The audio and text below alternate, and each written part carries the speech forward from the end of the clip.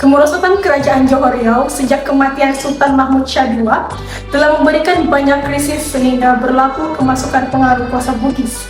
Kuasa Bugis mula bertapak pada tahun 1720, sememangnya menimbulkan banyak perkembangan dari 1722 hingga 1784. Namun, seiring dengan perkembangan masa, terjadi kemunculan penubuhan 4 kerajaan Melayu baru, yaitu Terengganu, Selangor, Negeri Sembilan, dan Kelantan, dari pemerintah yang berbeza-beza. Justru, penulisan ini akan membincangkan tentang bagaimana pembentukan kerajaan Melayu baru ini.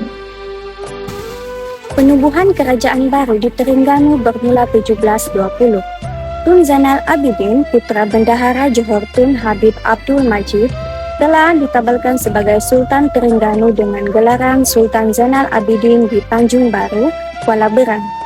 Ketabalan Sultan Zainal Abidin sebagai Sultan menandakan bermulanya pemerintahan keluarga bendahara dan penubuhan kerajaan baru.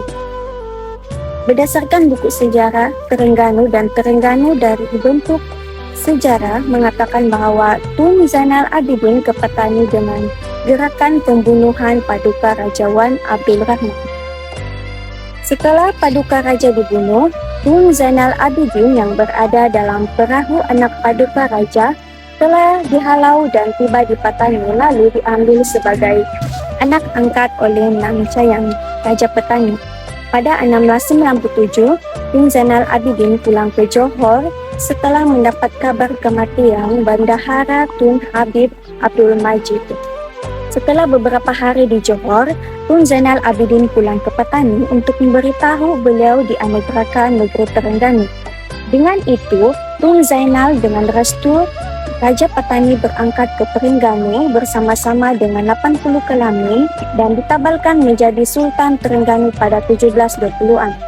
Namun, berdasarkan Tufat Al-Nafis, penabalan Tun Zainal Abidin di atas takhta kerajaan Terengganu dilaksanakan oleh Raja Tuan Daeng Menampuk dengan titah Sultan Sulaiman Badrul Alam Shah. Kesimpulannya, berdasarkan beberapa sumber yang dikaji, Tun Zainal Abidin ini mengalami 2 kali penabalan sebagai Sultan Terengganu, yaitu sebelum 1726 oleh Raja Patani dan selepas 1726 oleh Raja Tua Daeng Menampuk dengan arahan Sultan Sulaiman Badrul Alam Shah dan Yam Tuan Muda Johor Daeng Marwah. Dengan ini juga bermakna kerajaan Melayu baru muncul di Terengganu menggantikan pemerintah sebelum ini. Pada awalnya, sebelum tahun 1770, Selangor di bawah taklukan kerajaan Johor Riau. Raja Lumu, anak Daeng Celak, diangkat menjadi Raja Selangor. Baginda tetap tidak berkuasa karena pada ketika itu, Raja Sulaiman menganggap Selangor di bawah taklukannya. Tambahan pula, Sultan Sulaiman juga memberikan kebenaran kepada pihak Belanda untuk memborong biji timah atas ganjaran kepada pihak Belanda karena membantu Raja Mahmud memerangi Raja Alang. Walhal, kawasan Selangor tersebut di bawah kekuasaan orang Bugis. Raja Lumu ingin mengukuhkan kekuasaannya sebagai pemerintah yang berdaulat tanpa campur tangan kuasa lain, karena Baginda ingin mengukuhkan kekuasaannya serta julai keturunannya. Oleh itu, pada tahun 1770, menurut Tufat Al-Nafis, Raja Lumu tidak sengaja datang ke Pulau Pangkor, Perak bersama pengikutnya. Sultan Mahmud Shah mengetahui kedatangan Raja Lumu dan menjemput Raja Lumu ke istananya. Manakala misa Melayu, kedatangan Raja Lumu ke Perak memang disengajakan. Raja Lumu menghadap Sultan Perak dan disambut baik dengan Sultan Perak. Raja Lumu memilih Sultan Perak karena Baginda mempunyai keturunan darah putih dari Bukit Siguntang, Mahameru. Penabalan Raja Lumu juga disertakan dengan pemberian cop mohor dan nobat oleh Tok Engku Kelang. Tok Engku Kelang mempunyai hubungan kekeluargaan dengan Sultan Abdul Jalil Shah. Raja Lumu akhirnya telah memakai nama Sultan Salahuddin. Pengiktirafan Raja Lumu menjadi permulaan kepada keturunan keluarga baru dan penubuhan kerajaan baru Selangor. Negeri Sembilan merupakan salah satu daripada kerajaan Melayu baru yang diasaskan pada abad ke-18. Negeri ini terdiri daripada 9 luar yang masing-masing diperintah oleh seorang penghulu. Pada masa itu, negeri ini berada di bawah naungan Kerajaan Melayu Johor. Orang Minangkabau yang terlibat dalam perebutan tahta Johor dan menyebelahir raja kecil menghadapi ancaman daripada orang Bugis, salah satunya Daeng Kemboja, iaitu seorang anak Raja Bugis yang cuba menakluki wilayah ini. Untuk mengatasi masalah ini, penghulu-penghulu luwak telah bermufakat untuk menjemput seorang raja daripada Pagaruyung, iaitu sebuah kerajaan di Minangkabau, Samudra. Sultan Johor telah memberikan kebenaran kepada permintaan mereka dan menghantar putranya iaitu Raja Mahmud yang kemudian bergelar Raja Melewar untuk menjadi raja di Negeri Sembilan. Raja Melewar telah berjaya mengalahkan Daeng Kemboja dan menubuhkan kerajaannya di Rembau. Baginda juga telah mengadakan perjanjian dengan penghulu-penghulu luwak untuk mengiktiraf kedaulatan Baginda dan mengamalkan sistem pemerintahan adat terpati yang bersifat demokratik. Namun demikian, Raja Melewar bukanlah pengasas Negeri Sembilan kerana selepas kemangkatan Baginda, pembesar negeri mengambil putra baru dari Minangkabau untuk ditabalkan sebagai Yang Tuan Besar iaitu Raja Hitam. Sekali lagi, pembesar Negeri Sembilan mengambil putra raja dari Minangkabau untuk ditabalkan sebagai Yang Tuan Besar iaitu Raja Lenggang. Beralih kepada negeri Kelantan. Kelantan diasaskan oleh Long Yunus yang berketurunan keluarga bangsawan Patani. Pada abad ke-18, Jembal pada ketika itu berada di bawah pemerintahan Sultan yang berketurunan Capal yang terakhir iaitu Sultan Omar yang mangkat pada tahun 1712.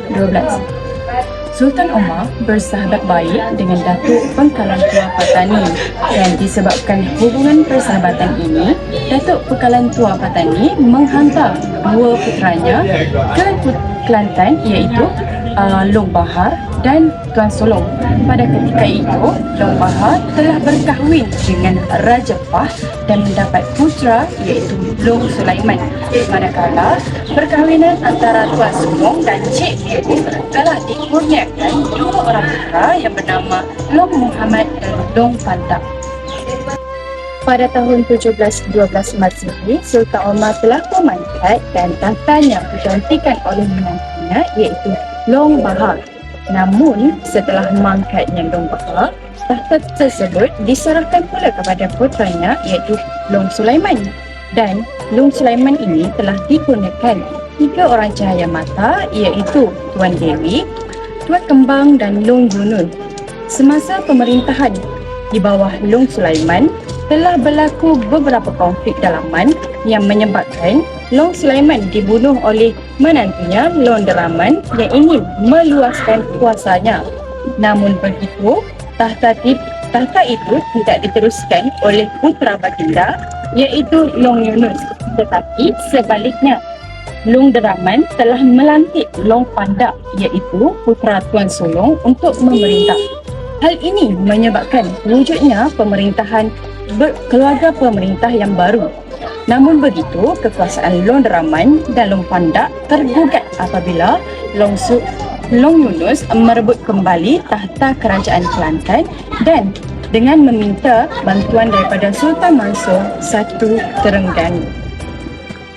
Kesimpulannya, penubuhan beberapa buah kerajaan baru bukanlah berasal daripada anak watan negeri-negeri tersebut, iaitu Terengganu yang berasal dari Johor, Selangor berasal dari Bugis, Negeri Sembilan berasal dari Pagaruyung dan Kelantan berasal dari Patani. Penubuhan Negeri Sembilan dan Kelantan adalah melibatkan perang saudara. Kekacauan dan huru-hara ini adalah disebabkan perebutan kuasa yang menjadi punca peralihan kuasa Kerajaan Melayu Baru pada abad ke-18. Walaupun penubuhan kerajaan ini bukan berasal dari anak watan negeri tersebut, namun kerajaan-kerajaan ini maju sehingga ke hari ini. Sekian dari kumpulan kami. Terima kasih.